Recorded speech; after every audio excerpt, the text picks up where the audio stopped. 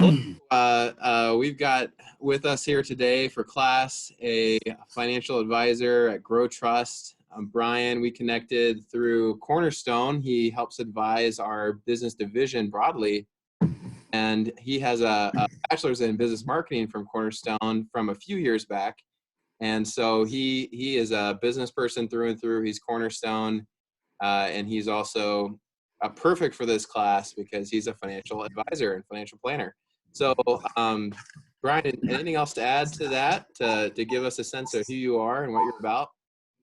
Yeah, so I'm not sure when you'll be checking in on this, but we're kind of in the throes of an interesting financial crisis, if you will, right now. And so a lot of my time has been spent just kind of checking in with folks and talking to them about their financial planning, kind of reiterating their long-term goals and getting them to focus on what's really important, and that's kind of their short-term cash needs to kind of get them through the day-to-day things and what their job situation is. So yeah, I mean, I've been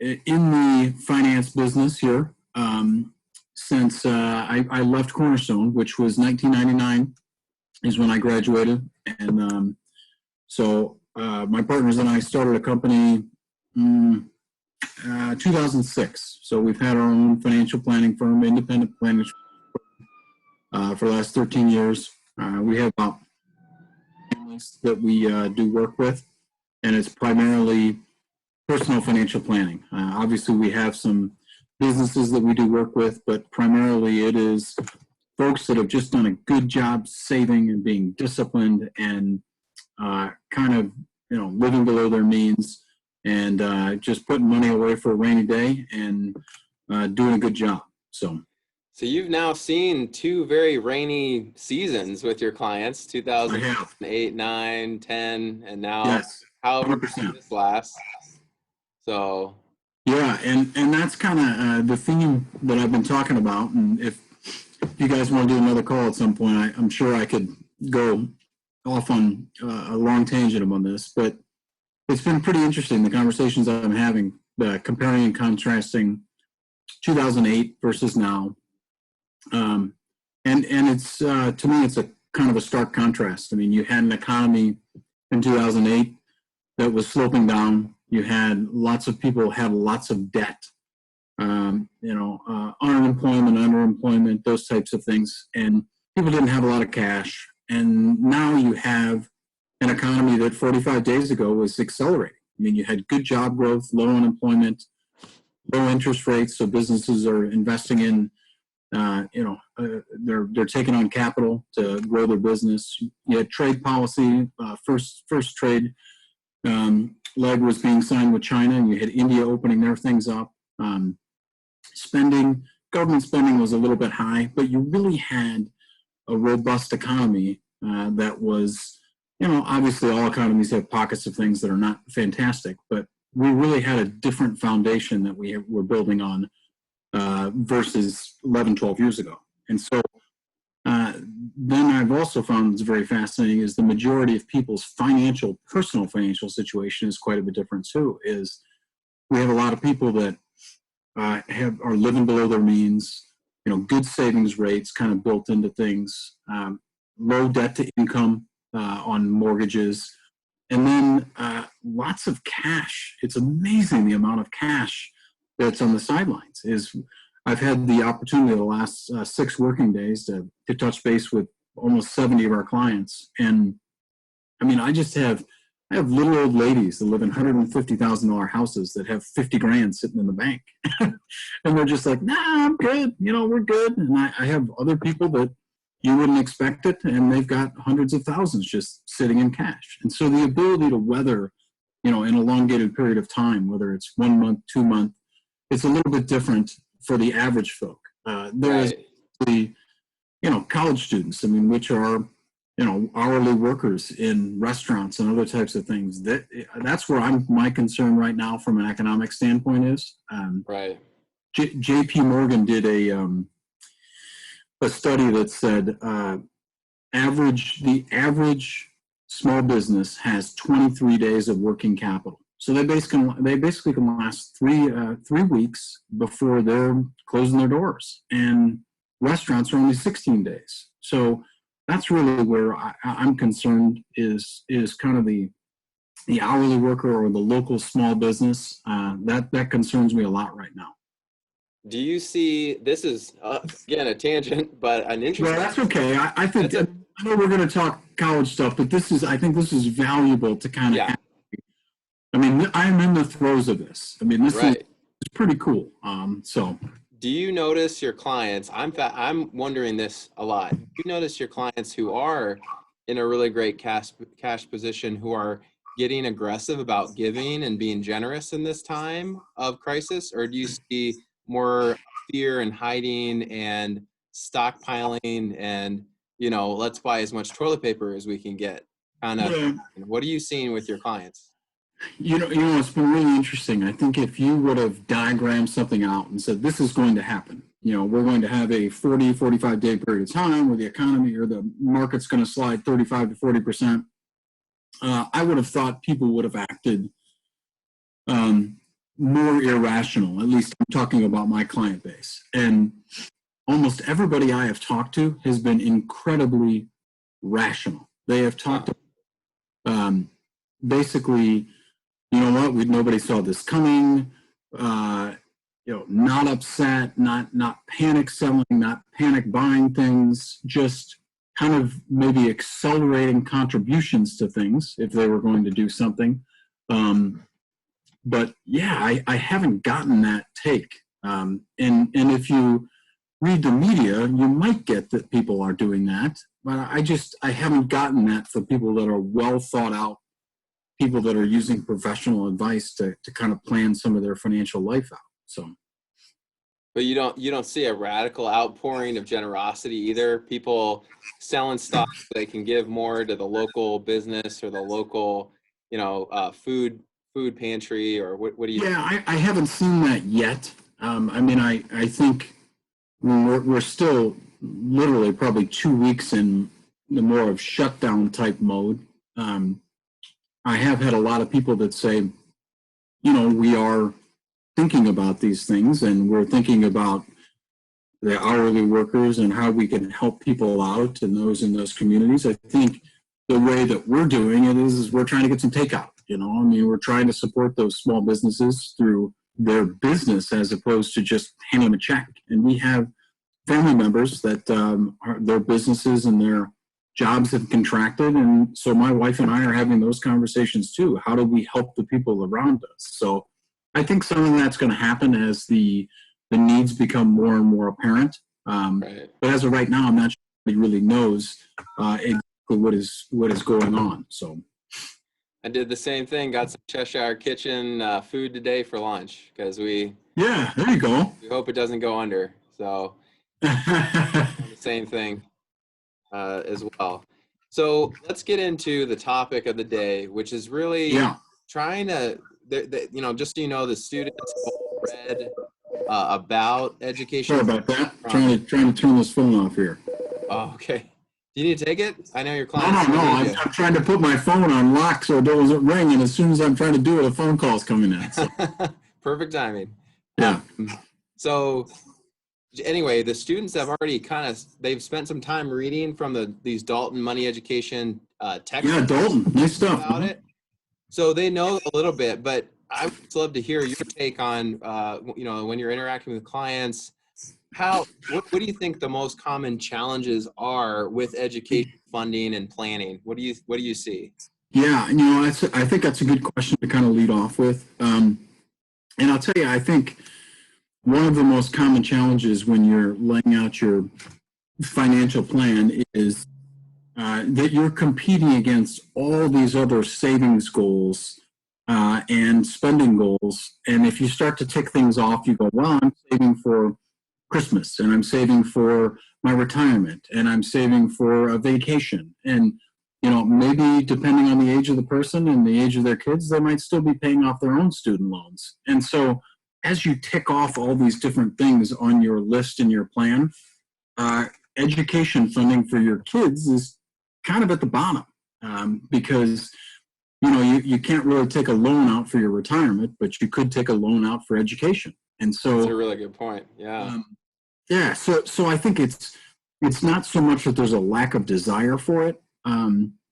It's also that it's just maybe last on the list of long things. I think the other thing too is with the cost of education, sometimes that seems almost like an unattainable goal. And so people, they don't, they don't, maybe they think because it's such a big goal that it's difficult to get to. And I'll tell you what I've advised a lot of people to do is there are a lot of college funds out there, and we can kind of get into specific details of things as we move here.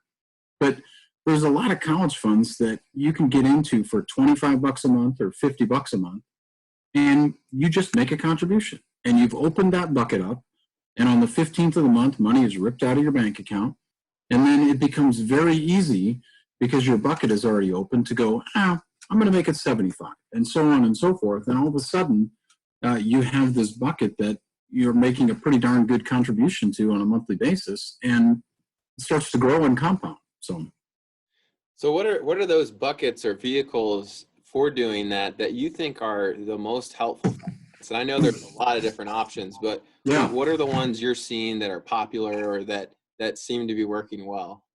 Yeah, and that's a good question. So I think there's really a few different options that are out there, and they come with varying levels of control and tax advantages. And so probably the most prevalent one everybody sees out there is the 529 plan. Have you guys talked about those at all?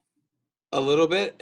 Well, we were going to talk about it this week, but they've written about it, and they kind of learned about the advantages of that over, say, I'm going to get this wrong, so let me read it. The Uniform Gift to Minors and Transfer to Minors Act. Custodial accounts. Yeah, you got it. So, just starting with the 529. So, the 529, it's money we already have in our bank account. We've already paid tax on it, and if we deposit it into the 529, we get tax-free growth on all that money. Okay, so let's say we put $1,000 in there, it goes to $4,000. We can take it out tax-free for college education funding, and the air quotes are qualified education expenses. Well, what's a qualified education expense? Tuition, room, board, computer, books, those types of things. Things that are not included are gas, airline tickets to get you to and from. So just think like major college expenses, okay? And all the stuff that comes out of that is tax-free. You never pay a nickel of tax on it when it grows. And so it's a beautiful vehicle. The other thing that's really neat about it is, in my example, it's owned by the parent, and the kid is the beneficiary. So the kid has no interest in the money. It's not their money. If they end up going off the deep end and they can't buy a Mustang when they turn 18, they can't get all crazy with it. It's going to be used for college education. And then the beneficiary of that is the kid, and you can change the beneficiary amongst all kids in your family. A niece, a nephew, somebody like that.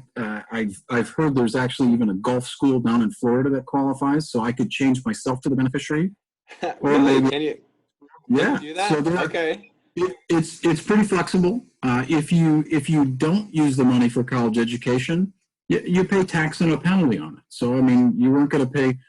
You have to basically pay to get out of it, and it grows in mutual funds. So it's a fantastic thing that's out there. I have clients too that their parents and grandparents, they contribute to it too. So it's essentially a bucket for college that anybody can step into.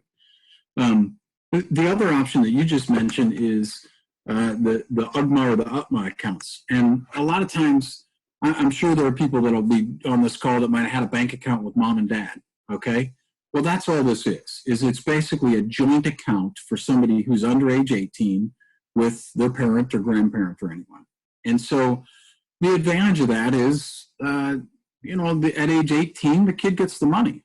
That could be an advantage. It could be a disadvantage. I find that most people want to have a little bit more control over the money. And so what most of my clients choose is they either choose the 529, which is specific college, or instead of an UTMA, they just choose a regular mutual fund. We open up a mutual fund.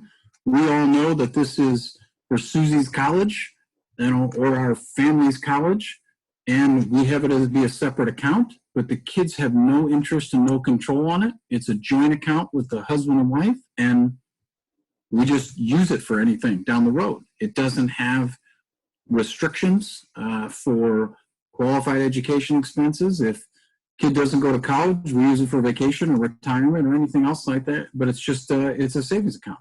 And the disadvantage is you pay capital gains tax and on the dividends and the distributions that come out of that, but you're trading that for the liquidity and the flexibility of it. So that's all really, really helpful information. You've answered some of my questions. I have some great parents who've got 2 little kids who are already saying, oh, we want to contribute. We want to open a 529 for them. Yeah. And I'm of course saying, yes, you can do that. Yeah. But I'm a teacher, and they will at least get free tuition where I'm teaching. And so I know that it's good that those qualified expenses or other things that they might need beyond the tuition that might not be covered by my employee benefits. Yeah. But also I thought to myself, what if my kids don't go to college or university? Right. They might become welders, or they might become electricians, whatever they're doing. Yeah. So I've always wondered what happens with that money. How does it get used otherwise? And like you said, if you end up not using it for that, you can just pay the taxes and right. the penalty. And it's not like you really lost anything. Now you're just paying the taxes you would have paid on that mutual fund or whatever it was you were doing to save. Right. And there has been, over the last few years, there's been expansion of the 529 uses. Basically, you didn't be able to use it for Christian education, parochial schools, under college. Oh. Now that, and it's on a state-by-state basis. So at the federal level, it is tax-free to take those distributions for that. But state of Michigan, still, you would pay state tax on that if you take a distribution from the Michigan plan. One other thing that I wanted to note, because I do get this question in the world of 529, is each state has a plan or two. Okay, so for example, Michigan has a plan through TIA, CREFT, and they also have a plan through. They just changed it. I think it was Allianz Global Advisors at one point. Okay, and so if you contribute to the Michigan state plan, you get to deduct that off of your state income taxes. Okay, so the maximum you can do is $5,000 per member of the household. So husband and wife could do 10 grand. You save $425 on your state tax return. But by contributing to the Michigan plan, it does not restrict you of only going to Michigan schools. It's just, if you look in the charter of the plan, the state is actually getting some administrative expense to run the plan. And so that's why they're giving you the tax benefit for it. So I have clients that are in Iowa, Illinois, New York, all over, and we will use different companies for different things, because like the New York plan is a JP Morgan plan. The Iowa plan is Voya. I'm trying to think. Illinois is Bright Start. So everybody has a different one that the state has sponsored, but you can go to school anywhere, regardless of whether you have the in-state plan. Oh, so that's good to know. So you can shop around a little bit and see which state offers what, and how much their expense ratio off of it, and how the options to invest in. Yeah. Correct. I mean, you can choose to go anywhere else, but if you're a domiciled in Michigan and you want the Michigan state tax credit, 4.25% on your contribution, you have to use that plan. So that's all great if you're planning for your kids or your grandkids and you've got time and you're doing that. Yep. What do you advise to somebody who's either in school now and paying for it, or their kids are in school now and they haven't done anything yet? What are some things they can do right now to try to fund their education well? or wisely? So kids that are in school, is that what we're talking about? People who are in school potentially, or parents who have kids who are in school, they haven't done any planning for it yet, but now they're in it and they're going, how do we manage this well? Yeah, and so I mean, you know, if you're in school and you've got kids that are in school, I mean, you're going to have to look at all the loans. The other thing that we're in a very low interest rate environment. I mean, we have seen people do college funding as a couple of different ways. And this is obviously some that is a little further out where you've planned ahead of time. People that have taken 15-year mortgages that get paid off by the time their kid go to college. But the other thing is access to capital and home equity. You know, there are some student loans that are out there and you can get pretty good loan rates on them. But I mean, mortgage rates right now are 3.25 on a 30-year and 2.75 on a 15-year. So, you know, if you're going to end up paying out of pocket for something and you don't have the cash available, there is home equity loans that people can repurpose for college. So that's one thing. The other one is for people that are in school. I mean, it's learning the programs that are out there. What deferment programs you have. Does your employer or your future employers have tuition reimbursement assistant programs? And, you know, analyzing your entire compensation plan. You know, that is one part of it.